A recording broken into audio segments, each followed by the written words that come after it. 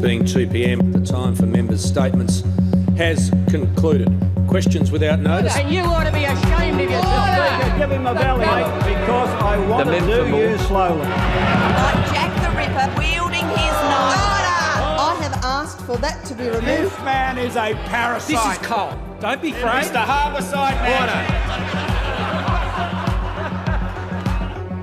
From the first regular broadcasts in the late 1980s, Question Time has been prized airtime. The Honourable Prime Minister. Madam Speaker, the matter is quite simple and straightforward. First, the power play in For governments hoping to shape the narrative on the evening news. There were ugly scenes in federal parliament today. And for oppositions to grill ministers under the public gaze. The television of it has been something which I think has been a revelation to members of the public.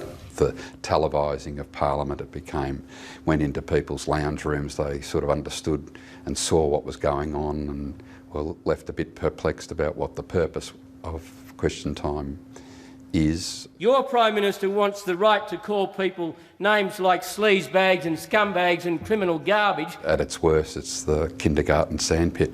Look, it's flawed. It's not what it could be, but what it could be is something quite spectacular. I think Question Time probably needs to be overhauled.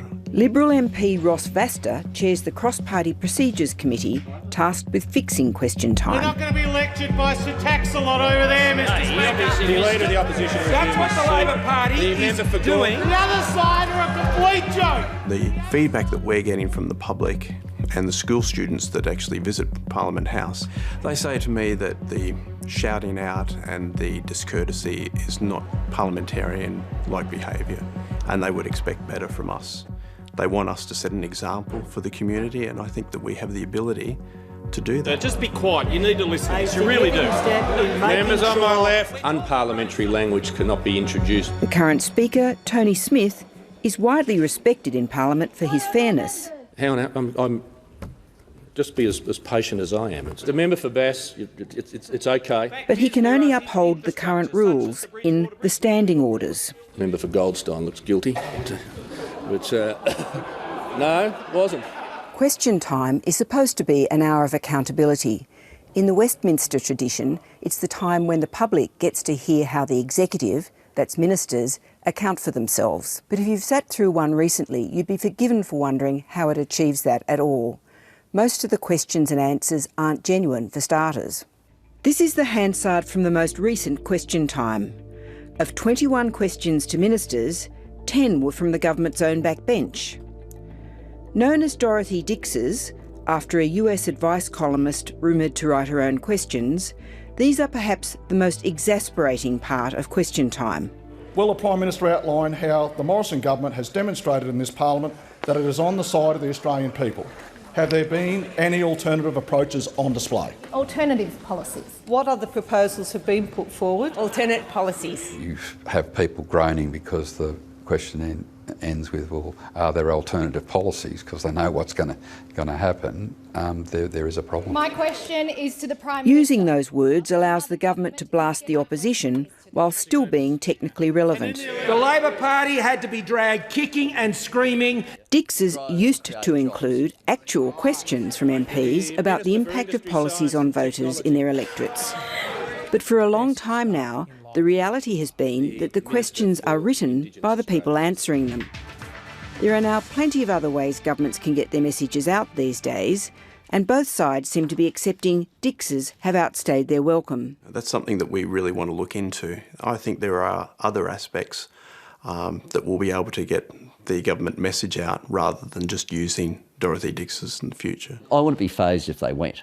I do think they can be used more sensibly, and what's happened now is we've got to examples that are just laughable. The word relevant as defined by parliamentary practice is not found in a dictionary, the same definition. Former Labor MP Harry Jenkins knows better than most how dysfunctional it can be, and through his years as Speaker, he tried a few things to make the hour more civil. Mr. Speaker, which is going out, Mr. Speaker.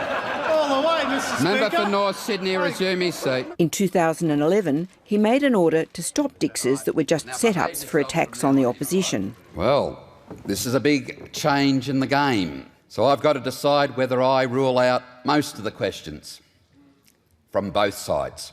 Like many previous attempts by speakers, it didn't hold.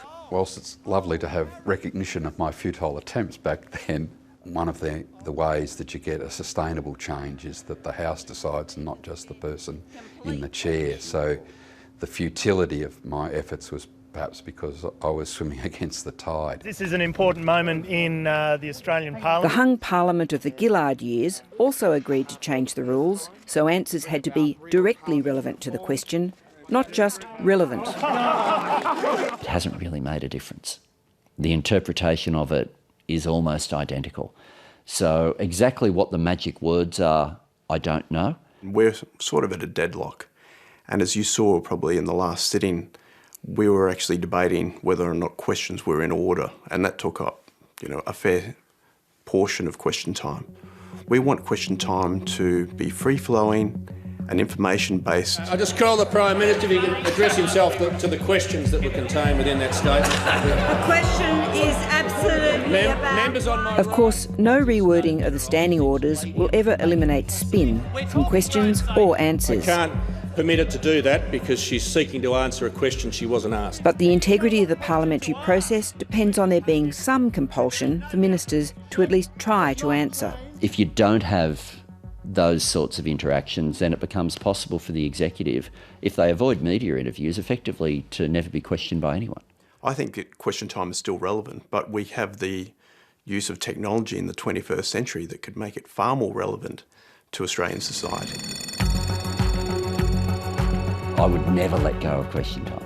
I would never let go of question time, but it needs to be lifted. So the last thing that I want is it to be a really well-written document that just sits on the shelf. We want it to be implemented, we want it to change.